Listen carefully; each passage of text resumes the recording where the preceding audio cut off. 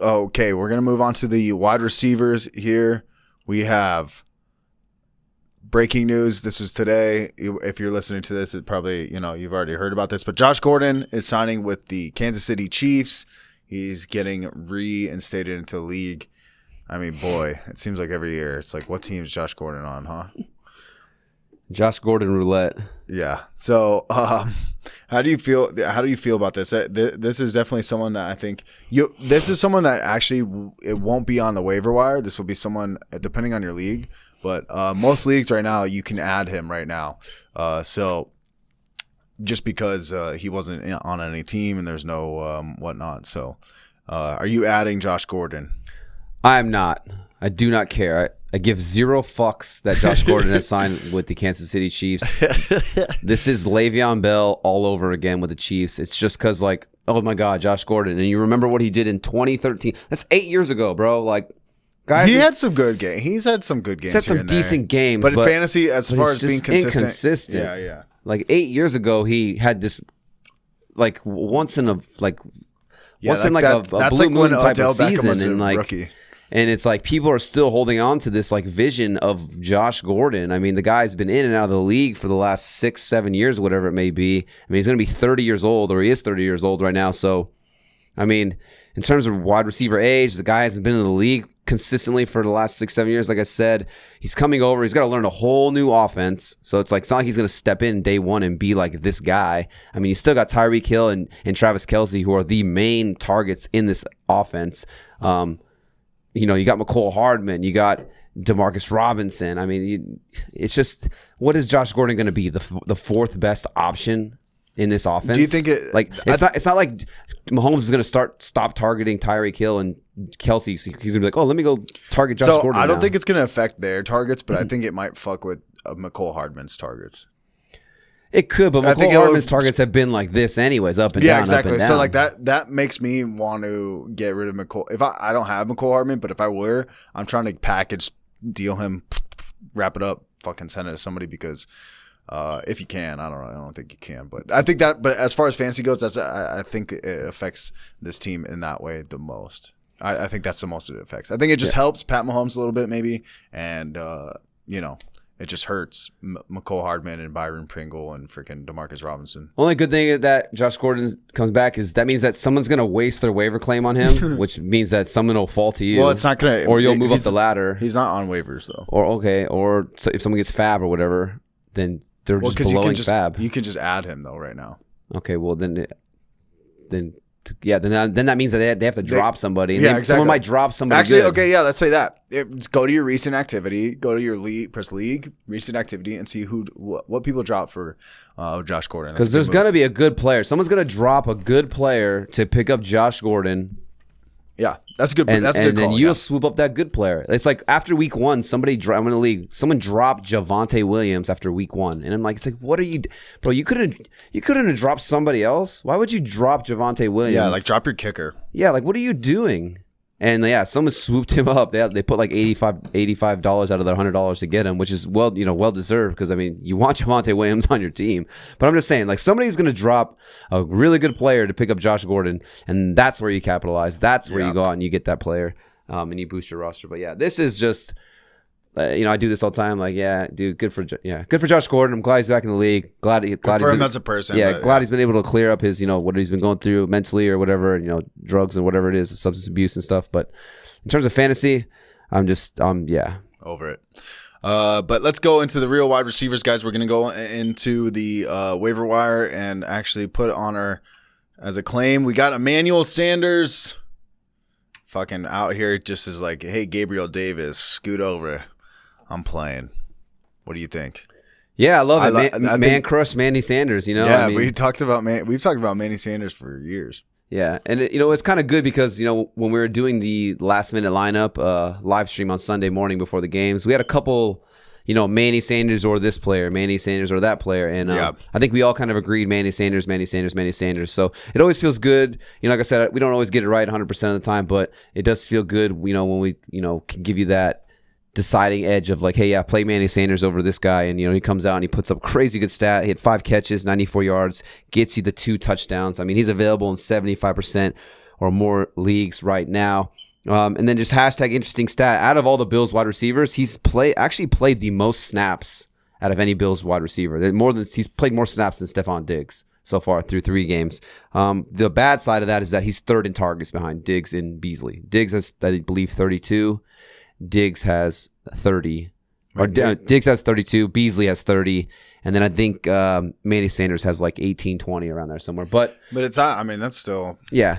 But the point I'm saying is like the guy's on the field a ton. So when you're on the field more than any other receiver, the opportunity to get more targets is going to be more inclined, I guess is a way to say it. Here's the thing is Josh Allen threw 4 touchdowns last week.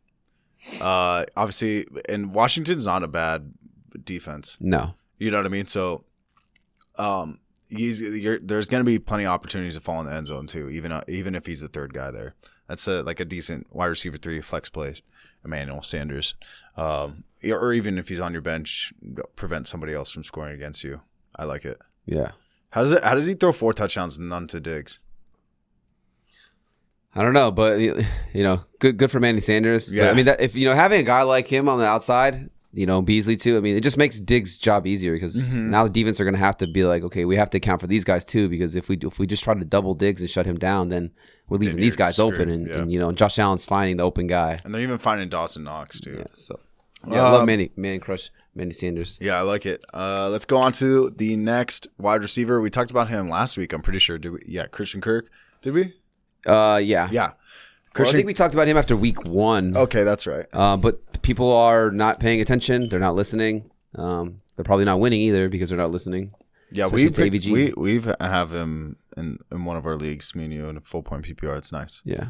So I swooped him up after that in like 3 of my 6 leagues. Maybe 4 of the 6 leagues I'm in. I swooped him up after that week 1 performance because I guess we didn't know what to expect with There's Christian so many Kirk. people in this offense. Yeah, 100%. But we didn't know what to expect. But I think the thing that really is helping him right now, at least through the first 3 weeks, is that he's back to his normal position. He's back to playing in the slot, because you have AJ Green and D-Hop on the outside. He's playing the slot, which is where he thrived at back in his college days at Texas A&M. But, the first 2-3 years or whatever he's in the league, he was playing outside because you had Larry Fitz playing in the slot. Larry Fitz is no longer there. So now Christian Kirk slides back into his natural position. I think this is just opening up things for him, especially when you do have guys like D-Hop and AJ Green on the outside that you have to account for. It's just making Christian Kirk's life way easier. And, I know Rondale Moore had the crazy boom game in week 2, and I feel like everyone was just on this Rondale Moore hype train. Like, oh my God, Rondale Moore, and like sucking his dick. And I just was not. I just don't care about Rondale Moore. Cool, the guy's fast. Cool, the guy's elusive. Good for you. But I still don't think that Rondale Moore is going to be a thing. I mean, in terms of all 4 of the receivers, the targets are pretty even. I mean, all 4 of those receivers, they all have 15 through 18 targets. So, I mean, the target share is, pretty much 25% across the board for all those guys in terms of the wide receivers. But in terms of the snap percentage, Rondale Moore is still 4th in the pecking order. He's only seen the field about 30% of the time. And now Christian Kirk's only seen the field about 60% of the time, but he's still seeing the field 2 times more than Rondale Moore. And when they're in 3 wide receiver sets, it's Christian Kirk who's out there in the slot, not Rondale Moore. So I feel like everyone was just going like balls to the wall to get Rondale Moore, and they're just leaving like Christian Kirk in like the dust. And it's like, no, bro, Christian Kirk is the guy you need to be getting and starting in your lineup, not Rondale Moore. And and we tried telling you that last week, so hopefully you listen this week. But yeah, he's available in like 60% of leagues. I'd be going out and getting Christian Kirk. I do like him a ton going forward, especially I think Kyler Murray in this offense it's going to be one of the better offenses in the league. I think they've scored like 30 points every game so far. Yeah, I would say the Cardinals. It's like the Cardinals, the Chiefs, the Bills. There's a couple, Cowboys end up scoring a lot actually too. Yeah. But let's go. Yeah, I don't want to be doing this week 5 waiver wire and have to fucking bring up Christian Kirk again. Yeah. Like I don't want to have to do it. Yeah. Like go get him. Yeah, I feel you. Okay, let's go on to Tim Patrick, the Denver Broncos wide receiver. Jerry Jeudy no longer with us. I mean, he's still alive, but not on in football. But so Tim Patrick, week 4. Let's do it. I mean, another guy that we talked about last week, we said go get him, especially with the Jerry Jeudy injury. So it's like, I'm just trying to hammer, these are just players that I feel like if they were on my waiver wire, and it's crazy because he's 85% available in leagues, and it's like every league I go and look at, he's not there. So it's like I'm in the 15% of leagues that he's zoned in. Right. So, but I'm just saying, like, if he was there, I would 1,000% be trying to get Tim Patrick on my roster. Like I said, you just always want to make sure your bench is good too, in case you get injuries. You got bye weeks coming up. Sometimes, I mean, for all you know, maybe you'll have a bye week coming up where both of your starting wide receivers are on a bye, and now you're thinking like, oh, I fucking just need a receiver that I can trust. You know, Tim Patrick's that guy. I mean, and he's low key, sneakily a top 30 wide receiver right now in PPR leagues. I mean, he's had 12 or more PPR points in all 3 games. You know, he's out there. It's him and Cortland Sutton. Like, you know, when they're in 2 wide receiver sets, it's Cortland Sutton, it's Tim Patrick. And, you know, Teddy Bridgewater might not be the most electric, you know, high-powered quarterback in the NFL, but he's probably one of the most efficient in terms of just like getting the completion, you know, making accurate passes, getting the first down type of thing. So, yeah, I like Tim Patrick. I think he needs to be rostered in way more than just 15% of leagues right now. Yeah, I mean, even you know, standard, it's not like the best, but I think he's still a decent ad. I think that's what it is. It's mostly PPR leagues that are trying to own him. But yeah, if you're in a PPR league, for sure, definitely go get him.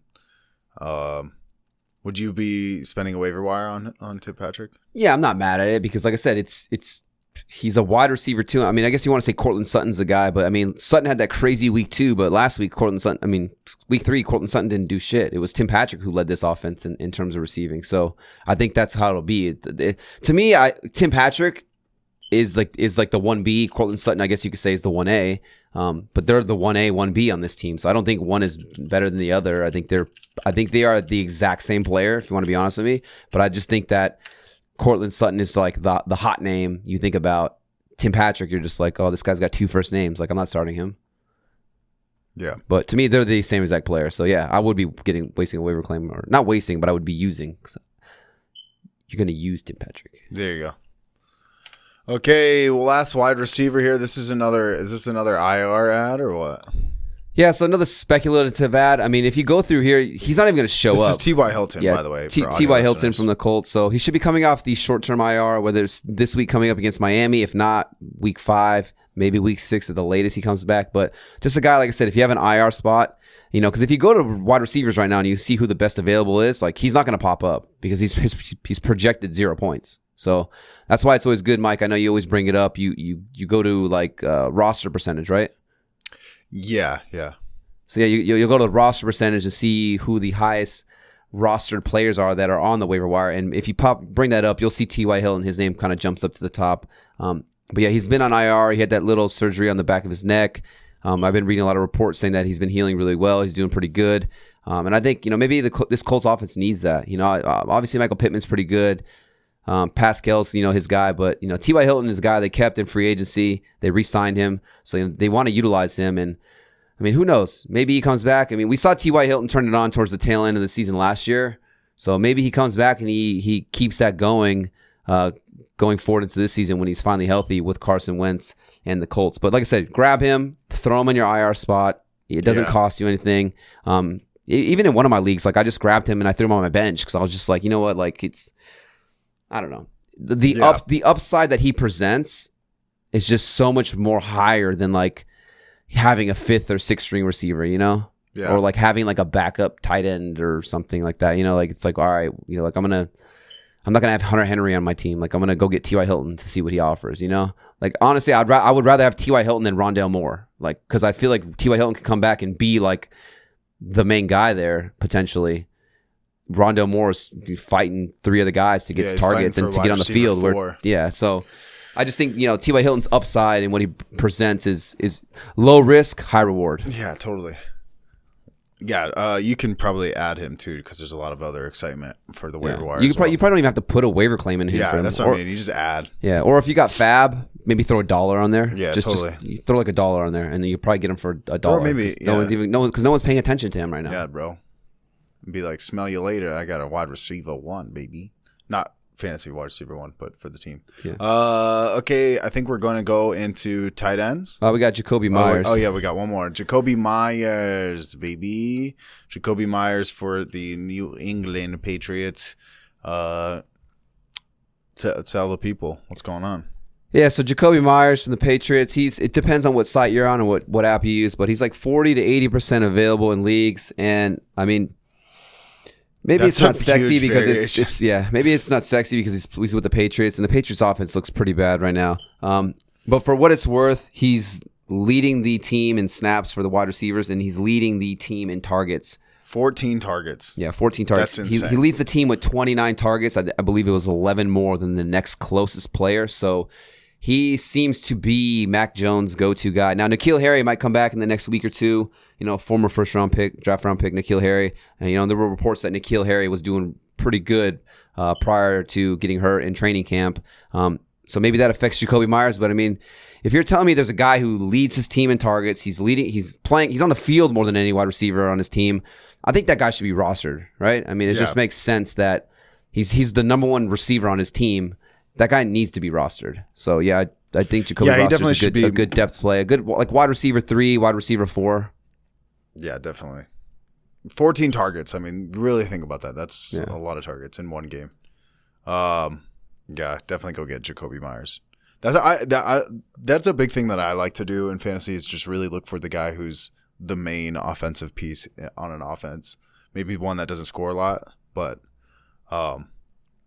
yeah. I mean, if they're moving the ball through the air, the Patriots, it's the main guy that's helping them do that is Jakobi Meyers. So it's like, go get him, Yeah. What'd you say? You said you liked that video, and it was really informative, and now you want to subscribe so you can win your fantasy football league? Okay. Go ahead. You wish that we would live stream and answer fantasy football questions every Sunday before the games? Okay, they sure do. AVG Fantasy Football has your back. Did you get what I did there? It was a little Dora the Explorer, a little back and forth. Like we weren't actually talking, but you thought maybe you did. Yeah, you thought. Yeah, I convinced you. It's called acting. What else did you say? You said that you want to be able to call in while we do live streams? Hey, should I start McCaffrey? Well, yeah. Here it is. This is an example of what's going to happen. Hello? Yes. I'm curious. Should I start Dalvin Cook? Then this is us. Yeah. Obviously, you should play Dalvin Cook because Dalvin Cook's like really good. So I'd say, it is matchup proof. So put him in your lineup. It's that damn easy. And then bam, you won your fantasy football league that week. But yeah, go ahead and subscribe to the YouTube channel if you want to see more videos just like this. If you want to see us answer questions live every Sunday before the games start, hit that subscribe button, hit the bell notification so you know right when we drop content for you to win your fantasy football league.